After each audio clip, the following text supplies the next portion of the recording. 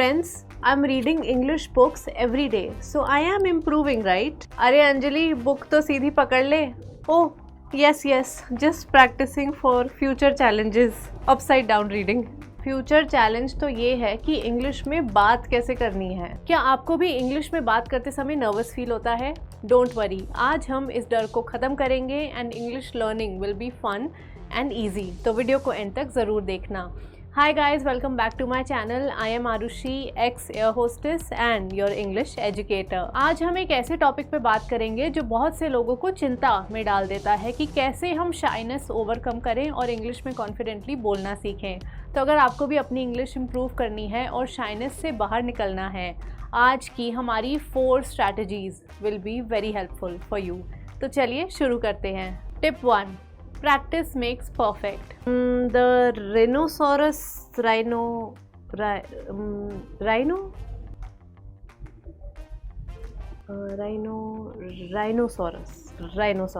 Anjali, what's with the practice?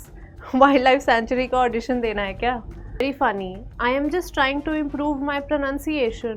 वाह, keep practicing. I am sure you will get better.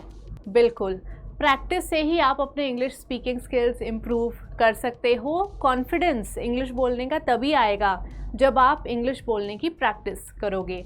ये कुछ tips हैं जो आपको हेल्प करेंगी। 1, डेली प्रैक्टिस। रोज़ थोड़ी देर, चाहे 15 मिनट्स ही, इंग्लिश सुनो और इंग्लिश बोलो। इसको अपने डेली रूटीन में ऐड कर लो। Tip 2, watch English movies and shows. English movies and shows देखो और उनके डायलॉग्स की प्रैक्टिस करो, इससे आपकी फ्लुएंसी बिल्ड होगी। Tip 3, speak English with your friends and family. अपने फ्रेंड्स और फैमिली के साथ इंग्लिश में बात करना शुरू कर दो। शुरू में आपको नर्वस फील होगा क्योंकि यूज्ड टू तो हम हिंदी में ही हैं, बट धीरे धीरे आपका कॉन्फिडेंस भी ऐसे ही बिल्ड होगा। And tip 4, you can join English classes or you can use ChatGPT to improve your English and the video for the same is right here. Strategy 2, understanding shyness.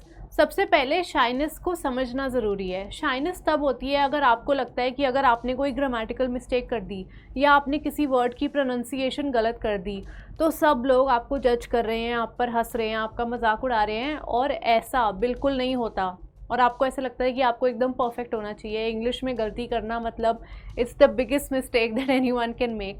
तो ऐसा बिल्कुल नहीं होता। आपको ये समझना पड़ेगा कि learning English language is like learning any other skill. और जब भी हम कोई स्किल सीखते हैं हम उसमें गलतियां करते ही हैं, और अगर हम कोई गलती नहीं करेंगे तो हम कुछ सीखेंगे भी नहीं, और हम जितनी ज़्यादा गलतियां करेंगे उतना ज़्यादा हम सीखेंगे।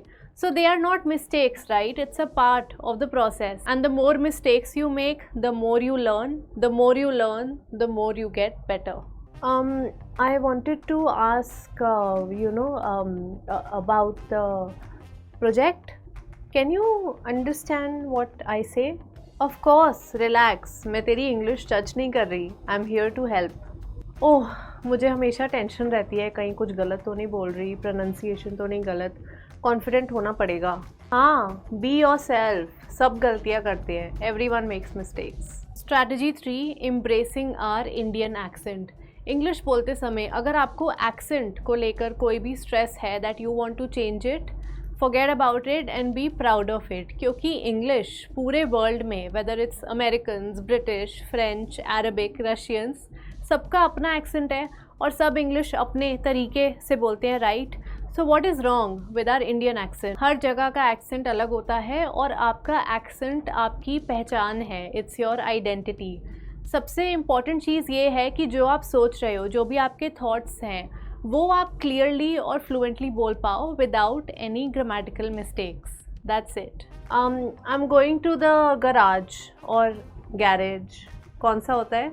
अंजलि, तेरा जो एक्सेंट है ना, इट्स योर आइडेंटिटी, उसको चेंज करने की ज़रूरत नहीं है।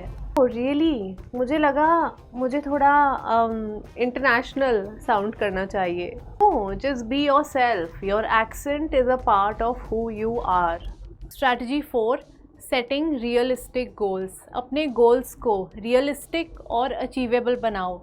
छोटे छोटे गोल्स सेट करो, जैसे रोज़ एक नया इंग्लिश वर्ड या इंग्लिश फ्रेज़ सीखना और उसे अपनी कॉन्वर्सेशन या जब भी आप किसी से बात कर रहे हो उसको जितना आप यूज़ कर सकते हो यूज़ करना।